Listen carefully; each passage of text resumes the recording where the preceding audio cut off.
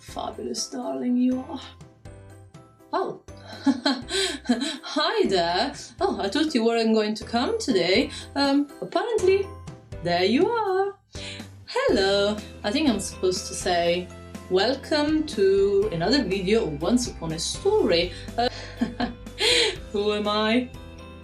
You don't know me? Really? But I'm the fabulous Cruella de Vil, of course, darling. These little children things. These days... Wait a second. What is this Halloween background behind me? Who had this marvelous idea? Halloween? Really? Me? I feel very offended at the moment. Why not spots? No, I'm not obsessed with spots anymore. Promise. What are you telling me? What are you saying? No. Okay, it's just this. Okay, I don't have anything else with spots. Promise. Oh, wait a second. Where's my purse? I'm sure I had some. This is not a purse with spots. Okay, maybe it is. But I'm getting better, promise. I've been one of the most famous and great and marvelous villains on Earth. But now I'm really getting better. My doctor, he's treating me well, and today he told me I'm going to that I need to read you a story. So let's see, what is this book? Really? 101 Dalmatians? Really? Are you kidding me? Yes, I'm showing the book. Look, I'm showing the book to the children's things. Yeah. So apparently we're gonna read this book today. So let's hurry up and finish this thing as soon as we can. Okay. Well, yes, I'm starting now. I'm starting. See you afterwards then. Bye.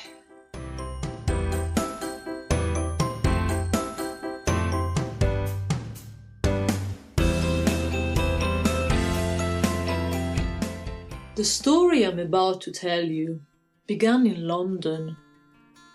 Roger was a musician and he loved making up songs. He lived in a flat just off Regent's Park with his best friend Pongo, a handsome Dalmatian. Life was quite dull for them. Pongo soon came to realize that what Roger needed was a companion, and so did he. One bright sunny afternoon, Pongo took up his usual place at the window overlooking the park. It was full of women taking their dogs out for a walk. Pongo decided to start looking for a suitable companion for the both of them. Miss Poodle? Nah, too snooty. Too old, too young. Suddenly, Pongo caught sight of the most beautiful creature, a Dalmatian like him. She was so lovely that his heart skipped a bit. And their owner was lovely too. She would be just right for Roger. They were heading for the park. There was no time to lose. Pongo needed to move quickly. He gave Roger his hat and rushed to open the door. He dragged him along the path to the park. Pongo spotted them sitting by the pond. Roger had decided to sit down on the grass. So Pongo grabbed Roger's hat and carried it over to the lady, placing it on the bench. But for some reason she got up and started to walk away. Pongo was determined they should meet, so he dragged Roger towards the lovely pair. As he ran in circles round the lady, she and Roger became entangled in the lead. Then suddenly, splash! They fell headfirst into the pond.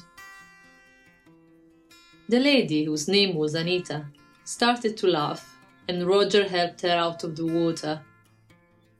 Well, it was done. They had noticed each other. Roger and Anita soon fell in love and got married. Pungo was delighted because he was in love with Perdita too, Anita's Dalmatian. They were so happy together, but one day, 6 months later, Anita's old school friend Cruella de Vil showed up. "Anita, darling," she said, "I've heard that Perdita is expecting little ones. Now promise you let me know when they arrive. I've got to run, darling, now. Cheerio!" The puppies arrived one wild and stormy night. While Anita was helping Perdita, Roger and Pungo waited nervously outside the room. At last, Pungo heard Anita shout, "The puppies are here!" And Pungo leapt into Roger's lap with delight. Perdita lay on the cushions with a tired smile on her face. Next to her were 5, 10, 15 small white balls of fluff. Pungo was the proudest father in the world. 15 puppies! A shrill voice echoed behind them. "That's marvelous!" Pungo looked up to see Cruella de Vil standing in the doorway. "I'll take them all!" shouted Cruella, waving her checkbook. "Just name your prize." Roger told her that the puppies were not for sale, so Cruella, angry, stormed out into the dark night. As the weeks passed, the puppies grew and their spots started to appear. They used to sit in front of the television each evening. Whenever Thunderbolt came on the screen, they would bark with excitement. Each night, Nanny would tuck up the puppies safely in their basket in the kitchen. When they were all sound asleep, Anita and Roger would take Perdita and Pungo for an evening stroll. One night, when only Nanny was at home, 2 suspicious men rang the doorbell, pretending to be inspectors. They pushed the door open and forced their way into the house. "If you don't get out of this house, I'll call the police," Nanny cried. They locked her up in a room, and for the time she was able to get free, they were long gone, and the puppies were nowhere to be seen. Cruella called Anita the next morning after reading about the dog napping in the newspaper.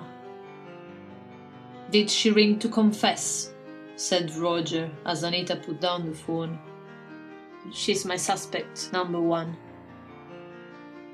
"Roger, I admit she's odd, but she's not a thief," scolded Anita. "Oh, whatever are we going to do?" she sobbed and ran to Roger for comfort. "Perdy, I'm afraid it's all up to us," Pungo whispered. Later that night in the open park, Pungo sent out a message on the twilight bark. 15 puppies have been stolen," Pungo called. After a little while, one dog after another began barking the message across the whole city. Eventually, the alert was picked up by Captain, an old farm horse. He and a cat named Sergeant Tibbs went to wake the colonel, that was a dog. Sergeant Tibbs said, "Colonel, sir, I've just remembered. 2 nights ago I heard the sound of puppies barking at the old De Vil mansion." The colonel was puzzled. "Well, I suppose we had better investigate." When they reached the mansion, Sergeant Tibbs cautiously peeped in through the window. What a scene! On a settee sat a tough-looking man with a bottle in his hand.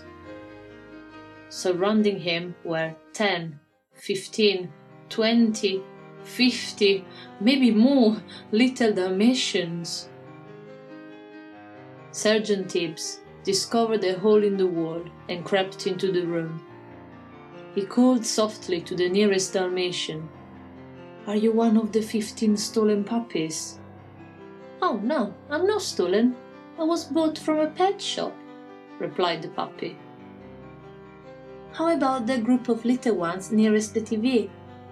Another puppy whispered. "They have names and collars. They are not from the pet shop, and they only arrived a few hours ago." Tibbs tiptoed to the settee and climbed up quietly onto the table behind it so that he could see more clearly. Without looking, the man, Jasper, reached out for the bottle, but instead he grabbed Tibbs by the neck. He was about to take his wig when Tibbs let out an enormous meow. Tibbs, scared, ran as fast as he could to the hole in the wall and went to find the colonel. In the meanwhile, a Great Dane ran to warn Pongo and Perdie about their puppies. "We know where your puppies are. Here are the directions to the Deville mansion where they have been hidden." "Deville?" repeated Perdie. "Oh, Pongo, it was her after all." Cruella had arrived at the mansion. She began to shout to Horace and Jasper. "The police are everywhere. I want the skins of those puppies to make fur coats, and I want them before morning, or there'll be big trouble." After that, she went out and slammed the door. Tibbs was horrified.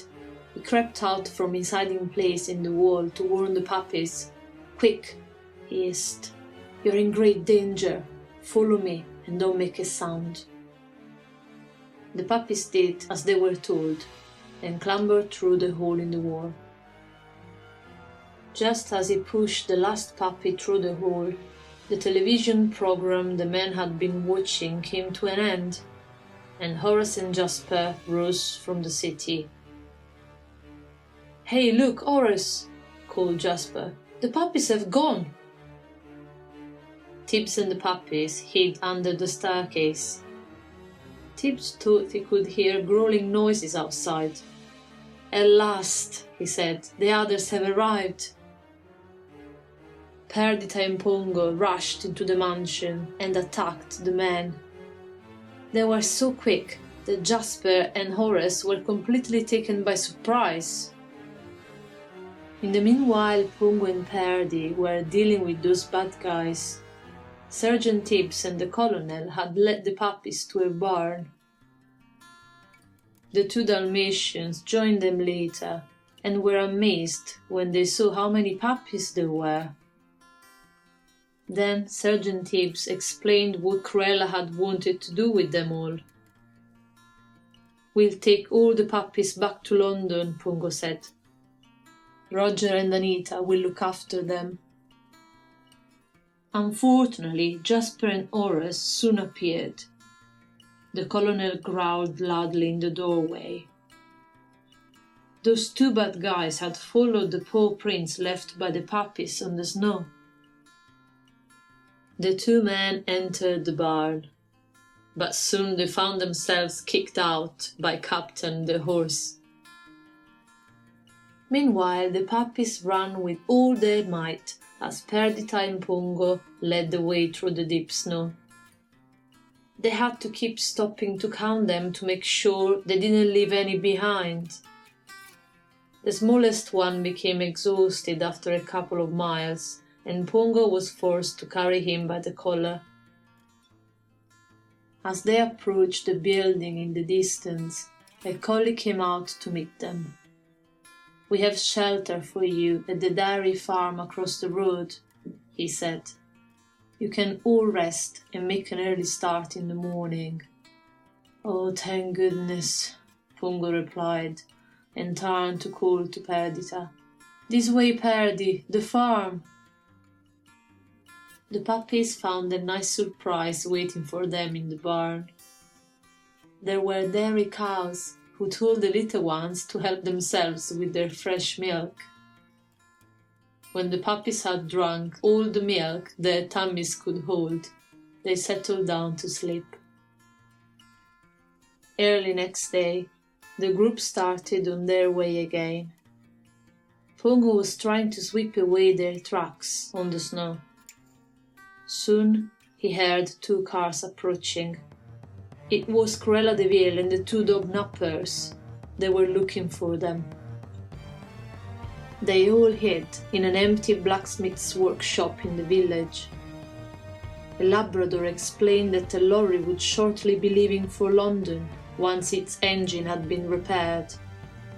It was big enough for even 101 Dalmatians, and it meant that they wouldn't have to walk. 2 of the puppies were fighting in the burned-out fireplace. They were completely covered in soot. Suddenly, Pongo had an idea. "If we all roll in the soot, we'll all be Labradors and we can make our way to the lorry without Cruella spotting us," Pongo said. When all the puppies were ready, they ran out into the street. But their disguise didn't last long. Melting snow dripped from the roofs above, was revealing large white spots, was washing away the soot. Cruella could hardly believe her eyes. "Horace, Jasper!" she screamed. "There they go, the Dalmatians! After them!" The men rushed up to see where Cruella was pointing and tripped each other up in their haste to follow them. As Pongo thrust the final puppy into Perdita's paws, the driver started the engine and the lorry began to move. Suddenly, they heard Cruella's car screech alongside them. She was trying to force the lorry off the road. The driver swerved to enter a single-track bridge, leaving his attacker to crash through the railings and into a deep drift of snow. This didn't stop Cruella, but made her angrier than ever. Pongo and Perdi heard her accelerate the car and becoming to chase them again. "Oh no, here she comes again!" cried Perdita. Pongo looked to his left and gasped. The blue van, driven by the 2 dog nappers, was coming at full speed down the hill, headed straight for them. He closed his eyes and waited for the crash. They were so lucky. The men's van was seconds late and missed the target. They crashed into Cruella's car, and Jasper, Horace, and the Devil Woman herself went flying through the air. The last they saw of Cruella, she was surrounded by the wreckage of her car, stamping her foot in fury. Back in London, Anita was trimming the Christmas tree. It looked as if it was going to be a very sad holiday. "Oh, Roger," she sighed. "I still can't believe that Pongo and Perdita would run away." Then Annie heard a faint barking sound. The barks grew louder and louder. Suddenly, the door burst open, and loads of puppies charged into the lounge. Pongo bounced on Roger and knocked him onto the floor. Perdi flew towards Anita, covering her in soot. "It's Perdita and all the puppies!" Anita cried with joy, wiping the soot from Perdi's face. Nanny was soon out with a broom, dusting off the little puppies, as tears of happiness streamed down her cheeks.